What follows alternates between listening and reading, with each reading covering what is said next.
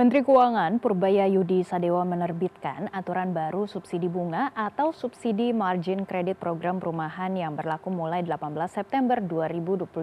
Aturan ini juga menjadi dasar pemberian subsidi bunga hingga 10% bagi masyarakat yang mengajukan kredit pemilikan rumah melalui skema program perumahan.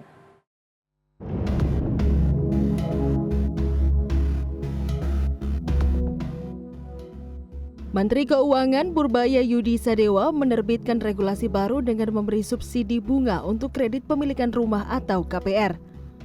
Penerbitan regulasi ini dilakukan untuk mendukung program 3 juta rumah yang dirancang Presiden Prabowo Subianto.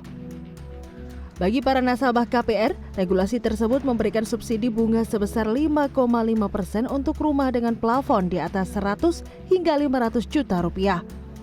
Sementara untuk rumah dengan plafon di atas 10 hingga 100 juta rupiah, subsidi bunga diberikan sebesar 10%.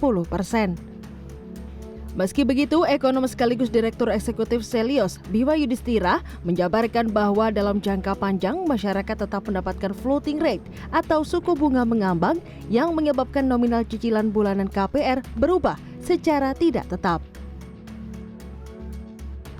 Oleh karena itu, masalah soal suku bunga yang disubsidi mungkin 5 tahun, tetapi setelah 5 tahun pun juga ada yang namanya floating rate, sehingga suku bunga mengambangnya bisa membuat masyarakat ataupun pemilik rumah kaget karena terjadi lonjakan, misalnya dari angka 5% kemudian melonjak menjadi 15 bahkan sampai 17% per tahun karena suku bunga mengambang. Nah, di sini artinya tidak cukup hanya melakukan subsidi bunga, tapi juga menurunkan harga bahan bangunan.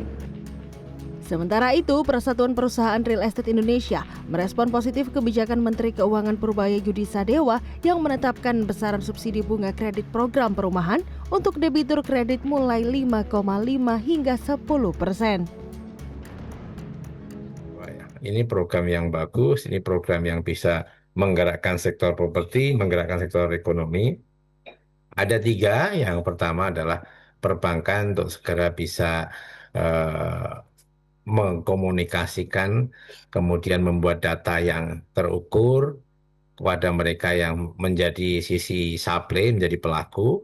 Yang kedua, diberikan data juga, digunakan data juga ya, yang selama ini UMKM yang sudah ada untuk diberikan modal ini sehingga menggerakkan sektor UMKM.